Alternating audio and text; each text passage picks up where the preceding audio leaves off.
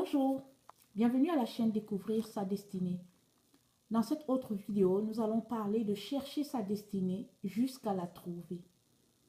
Le mot destinée existe depuis la nuit des temps, mais ces dernières années, on en entend beaucoup parler comme si c'était un nouveau mot. D'ailleurs, plusieurs associent à ce mot la réussite matérielle, de telle sorte que si tu as du succès sur le plan financier, alors tu as réussi ta destinée. Mais si tu croupis sous le poids des difficultés matérielles, alors tu l'as tout simplement échoué. Mais qu'est la destinée au juste? Le Larousse le définit comme une détermination préétablie des événements de la vie par une puissance supérieure. Évidemment, il y a d'autres définitions qui se rattachent à ce mot, mais celle-là me semble plus appropriée. Quoique de nos jours, on puisse citer plusieurs divinités selon les croyances des uns et des autres, il y a un seul Dieu, qui est le Dieu Elohim, le Seigneur des esprits, l'Éternel des armées célestes, le Dieu créateur, et il n'y a point un autre. Cela peut choquer, mais c'est la pure vérité.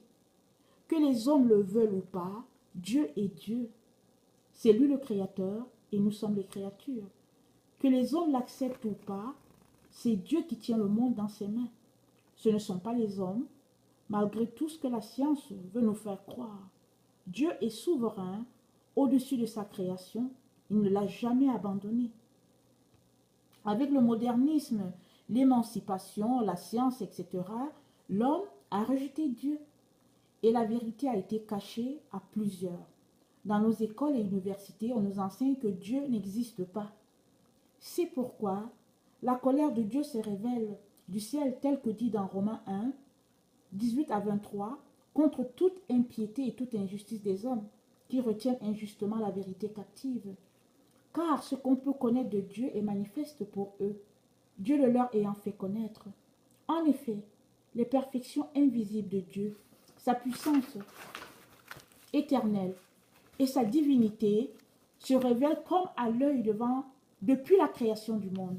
Quand on les considère dans ses ouvrages, ils sont inexcusables, puisque ayant connu Dieu, ils ne l'ont pas glorifié comme Dieu et ne lui ont point rendu grâce.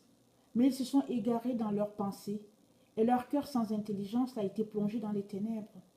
Se vantant d'être sages, ils sont devenus fous, et ils ont changé la gloire de Dieu incorruptible en image représentant l'homme corruptible, des oiseaux, des quadrupèdes, des reptiles. Ce passage de Romains décrit bien notre siècle. Et dans Éphésiens 2,10, il est dit, car nous sommes son ouvrage, ayant été créés en Jésus-Christ pour de bonnes œuvres de Dieu, pour des bonnes œuvres que Dieu a préparées d'avance afin que nous les pratiquions.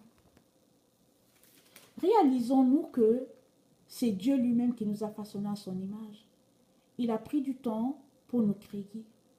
Et pour chaque personne, il a donné un plan de vie, des œuvres préétablies à accomplir. En nous envoyant sur la terre via le sein de nos mères, il nous a donné un mandat. Il l'a fait pour chaque personne. Et c'est à nous d'aller le voir et de lui demander cette feuille de route pour nos vies. Évidemment, il y a tant de distractions autour de nous que c'est à nous de décider, de choisir la voie que nous voulons écouter et suivre. Et comme nous l'avons déjà dit, l'heure est au jugement. La colère de Dieu va se manifester envers tous ceux qui égarent les autres. Mais il y a possibilité d'échapper à cette colère divine. Dieu nous a créés avec le libre arbitre. Cette capacité que nous avons d'agir selon notre volonté. Dieu merci, il ne nous a pas créés comme des robots, des êtres sans volonté qui s'exécutent selon un programme donné. Il nous a donné une volonté.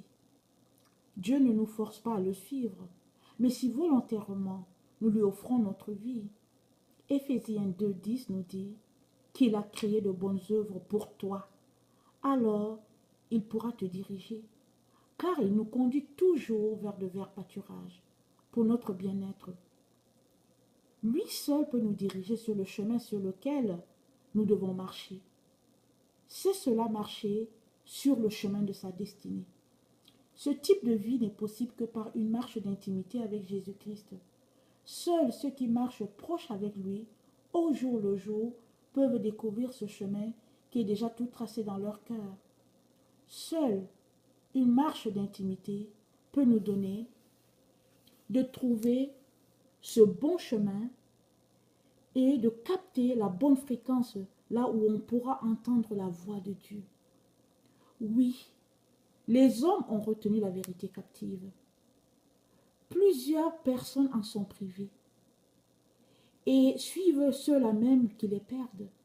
Mais Dieu est bon. Il est si bon qu'il t'avertit et te dit, je ne peux pas continuer de tolérer le mal. Je vais frapper. Comme au temps de Noé, il y a eu la destruction, il y en aura encore en notre temps. Mais si tu lui remets toute ta vie, il te protégera d'une manière spéciale. L'heure est vraiment à la repentance. Humilions-nous devant le roi. Il arrive. Il est à la porte. Seras-tu trouvé digne de te tenir devant lui? Où en es-tu avec ta vie? Le roi arrive et tout œil le verra. Cette promesse, elle est certaine. Que les hommes le veuillent ou pas, nul ne peut empêcher cet événement de se produire. Mais pour tous ceux qui cherchent en lui la protection, il y a de l'espoir. Pense-y.